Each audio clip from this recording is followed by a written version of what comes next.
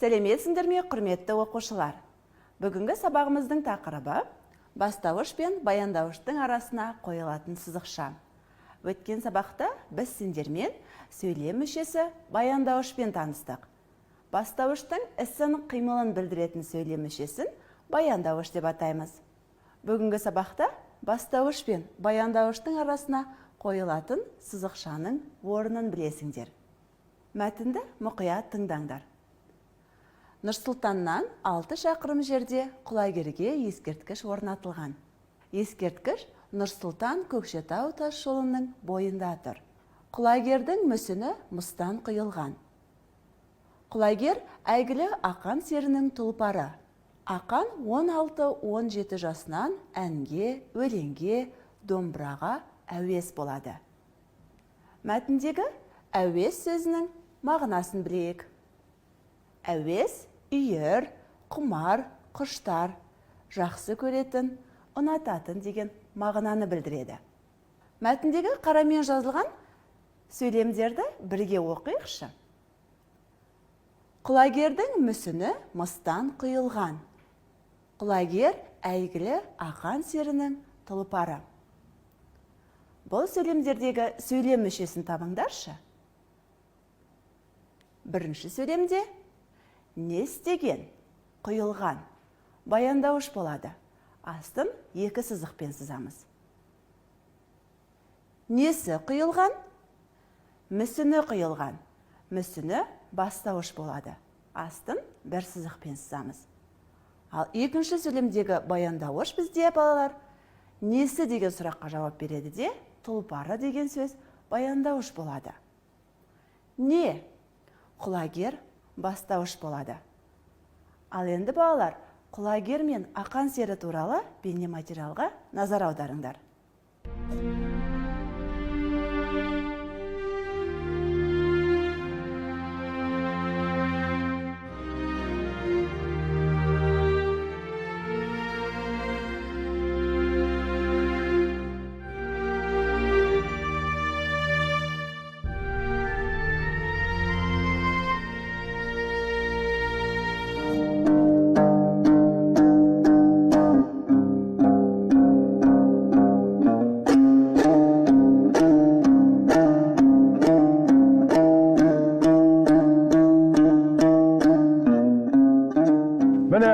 Бұл осы тұрған ақан сері атамыздың композициясы. Барлық өнері, білімі өзінде міне көрсетілген. Мынау жарықтық құлагер. Міне осы құлагердің туған жері, міне құдығы. Алдындаdır құлагердің, жалғыз ғана құлагердің су ішкен құдығы. Осыған арнап қаздырған. Осы арада аунап төгіп алған құлагер, міне Қорамсаның қыстауы, ақан серінің туған жері Ақжігіттің. Міне ақан серінің өзі қолындағы домбырасы. Иә, сол домбырамен айтылмаған сөз, айтылмаған өлең қалмаған. Ақан сері құсап, айтатын ақындар кемде кем болған. Бейнематериалдағы ақпарат сендерге қызықты болды деп ойлаймын. Сабағымызды ары қарай жалғастырайық.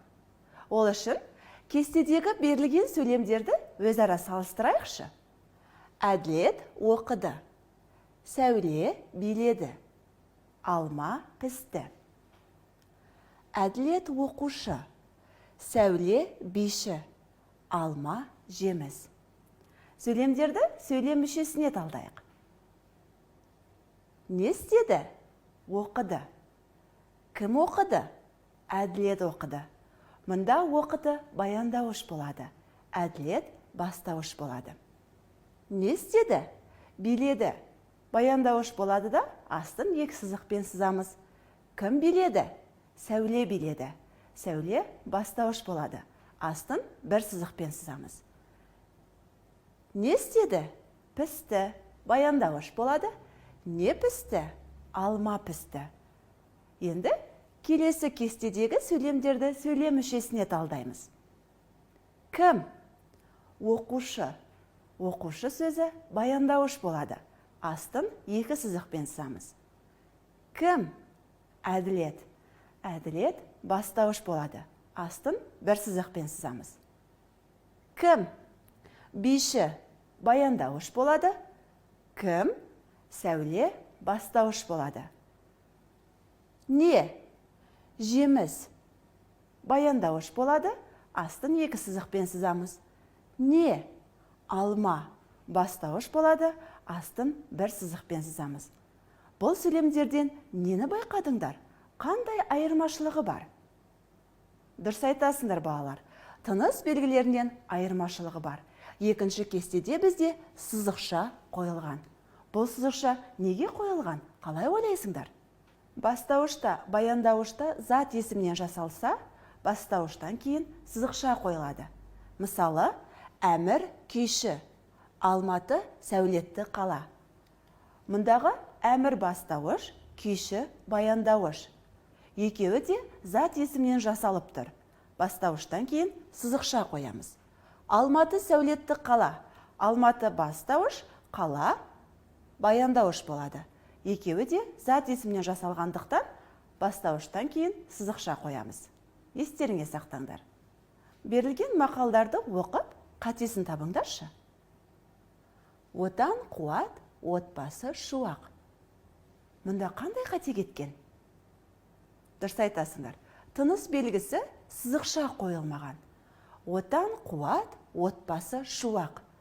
Мұнда отан бастауыш, қуат баяндауыш. Екеуі де зат есімнен жасалғандықтан бастауыштан кейін сызықша қоямыз.